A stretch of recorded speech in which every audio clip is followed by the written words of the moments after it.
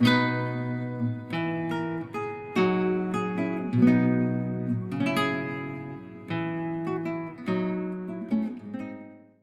welcome back, this is Baller Scuba with the finale of Let's Play Xenosaga Episode 1. I am joined, as always, by my completely over-leveled squad of Junior, Ziggy, and Momo. KOS-MOS, and Xion will not be joining us this time. They already got to fight the final boss, so we're going to bring somebody else with us, pretty much the rest of the party. Let's try to go over just kind of quickly what I have for setup for my final party. The ethers aren't really that important, but here's what I went with anyway. I didn't think about it too much, so don't think this is like the best stuff that you can do. I have speed boost, which is Ziggy's. That increases a speed of, well, the user 50%. Then I have Psycho Pocket, so I could steal in case I wanted to do that. Purifying Storm to get rid of all status changes. Revert so that I can revive if that's necessary. Medica Rest so that I can heal if that's necessary. And increase your ether attack. You know, very few of this stuff is Junior, so he only kept Psycho Pocket. The rest was somebody else's, mostly Xion. Xion is always good. For Ziggy, I do have Speed Boost once again, Ether Shift B once again, Psycho Arm, got from Junior actually, Revert, Medica Rest, Medica All. These are all from Xion. Once again, Xion's pretty much the healer of the party. She has the best heal magics in the game. For Momo, once again, Speed Boost. I also brought Purifying Storm, Medica Rest, Medica All, and Boost 1. I didn't give her anything to revive. I should be fine with just 2 people on that. Once again, I shouldn't have to revive at all. In terms of tech attacks, for Junior I have Angelic Requiem and Mystic Nocturne with Moonlit Serenade and Soul Raps, Last Symphony and Storm Waltz should I have the Double Buster going for me. Moonlit Serenade and Soul Rhapsody probably won't be making an appearance. Ziggy has Cross Lancer and Executioner on his high slots with Cyclone and Meteor Shot possibly happening. Hellfire and Cyber Kick probably not happening. The reasoning for Ziggy, the other people it doesn't really matter, except with Junior I have both of them targeting both people because he can, or targeting all enemies, once again, because he can. With Ziggy, I did need to be a little careful because the first person that we're going to fight, of course, the first boss being Albedo himself, he is strong and, you know, reduces damage to all the basic elements, so lightning, fire, ice. They don't do well against him. I think Beam, too. He's somehow strong against Beam, so I put Cross Lancer up front. That was the reasoning for that. Otherwise, I probably would have put Hellfire up there because I like the animation for it. Executioner because, unfortunately, all his distance attacks do the elemental damage like that, lightning and fire in particular. So with him, I had to be a little bit more judicious about what I picked. But Hellfire, Cyber Kick, both fire, probably not going to happen. Momo has Floral Tempest and Star Cannon on the high slots with Star Strike, Dark Scepter, Angel Arrow, and another Star Strike. Because she's kind of low on things that don't require her to transform. And to be honest, the transforming isn't that great. As I went over in the Ether bonus showcase video, the transforming only lasts 2 turns. I didn't actually know that until I did the video, because I have never had a turn after transforming. I never had 2 turns go by in a battle. In terms of skill, we have speed, high tech attack damage for the high tech attacks, and boost +1 on Junior. Ziggy has the boost +1, speed +25, and double buster.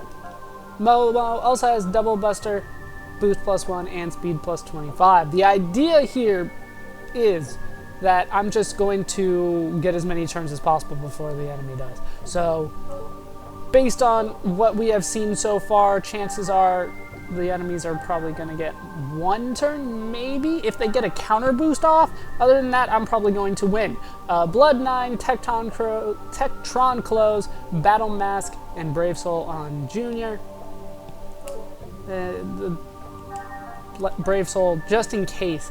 There is a really good way of using Junior, and that's if you have the Brave Soul and then you double that as a skill. You can give him a Hemlock, so he's only got 1 HP. He does a shit ton of damage. He'll probably max out on everything that you do. But I don't really need to do that. It's on there just in case he does get hit, so I can show it off a little bit, but probably not gonna happen. Like I said, I probably won't get hit at all during either one of these fights.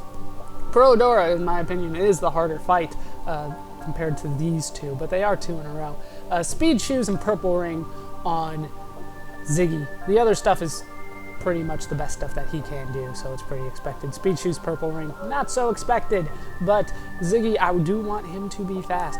Dragon Rod, Tectron Clothes, Trauma Plate, and White Ring on Momo. Once again, this is not necessarily the best party setup that you can have. It's just kind of what I winged together. I don't need really any equipment on anybody. If we're being honest, just set the tech attacks and that is it, and we should be good. I don't even need the ethers, really. We are going to be skipping cutscenes as much as it pains me to skip cutscenes, but once again, we have seen this, so if you want to see them, you'll have to watch the regular, normal playthrough of the game. We are up against Albedo here. For Ziggy, he gets his first turn. He gets the turn first, I should say, and then we'll put Junior after that. We need to do Cross Lancer because the other one he's not going to get very much damage done to him. We have seen all of the tech attacks now. There are some good ones. I'm trying to show off ones that we haven't really seen before, or seen very much of, at least. Once again, we shouldn't let him really get a turn. Is that enough to kill him? It is enough to kill him. 2 turns down he goes. Didn't even really need to boost there. That was painfully quick. And once again, you get experience and you get tech points and experience and skill points. The experience points I understand because, you know, you can get level ups and you can get stat bonuses. Technically you could.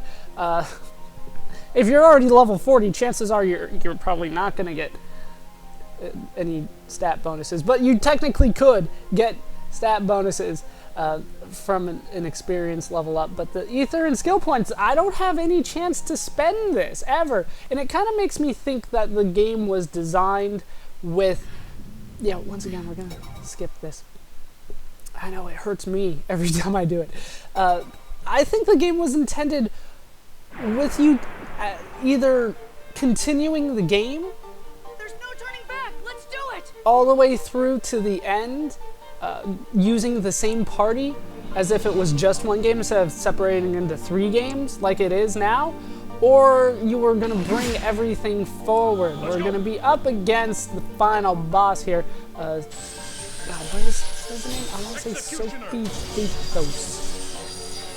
Once again, I'll probably just refer to it as final boss, because that's how I know it. Yeah, we'll go around here. Yeah, Sophie Pathos.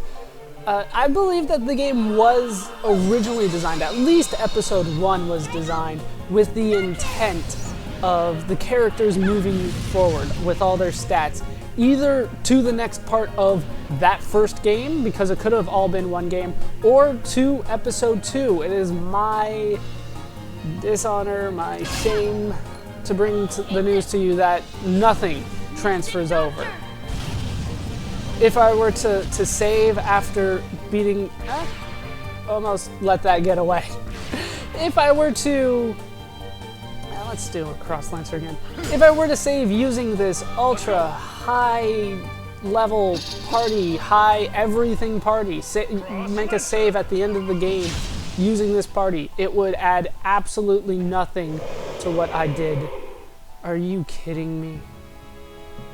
It would add absolutely nothing to my next save file. This is going to be a really short video. Holy crap. So I apologize in advance for a very very short video. Can I skip all the way to the end? Like, how far can I skip these cutscenes? Once again, I know they pain me. They're actually really good cutscenes. They're amongst my favorite cutscenes in all 3 games in the entire series. I love the end of episode 1, amongst the best. And there might be a couple others that I like better. But yes, it is to be continued at the end of it. In terms of... I'm just going to stop here and talk for a little bit. In terms of the high levels and all that kind of stuff, there really is no point to it other than your sense of completion or your perfectionism, your OCD, however you want to phrase it. There is no point to it, and as a result, I always leave this kind of stuff out of what I would deem my review of Xenosaga Episode 1, but it's hard not to talk about it. When it comes to level grinding, you have to do an insane amount. Like I said, in order to get the tech points needed just for tech attacks, it took me 4 hours of cheating, 4 hours of button mashing while the Game Shark was active in order to get that done, after I had already beaten the game normally. That's a ridiculous amount of things for you to do. And I think that it kind of shows this imbalance of end game mechanics that really show to me that when they had designed the first game, they did not expect it really to end the way that it does. Maybe that's just me, but that's just the way that I think about it. The levels are probably right around where they should be. You know, level 40, that's pretty average for what you would need to be in order to beat a Japanese RPG. Even though you could get to level 99, and the optional bosses, they're easier to beat than Protodora, that's for sure. And Protodora is probably the hardest enemy to beat in the game. I would say that Protodora is more difficult than the final boss, and that's not necessarily a good thing to have happen. But this is the final episode, kind of anticlimactic. I really expected this to take me longer than, what, 1 round from my party members in order to kill the final 2 bosses. I really did expect it to take longer than that. I do thank you guys for sticking with me. I know this Let's Play has gone on a long time. I will, however, be taking a small break from Xenosaga before I move on to Xenosaga Episode 2. I'll try to get a couple other projects that I had previously started or had in mind get going, at least get those underway before I start Xenosaga Episode 2. You have to keep in mind that I did have to play this game for 60 hours, real time, 60 hours after the final boss that first time in order to get the bonus videos done. So the last thing that I want to do is burn myself out on the game, and I'm afraid that might happen should I move immediately into the second game. So I'm going to take a little bit of a break before moving on to Episode 2, but I hope that you guys have enjoyed Let's Play Xenosaga Episode 1, Der Will Zermacht. And I once again apologize for any German fans that I may have. I hope you guys have enjoyed this entire Let's Play. I hope you've laughed, I hope you've learned, and I hope to see you next time. Thanks for watching.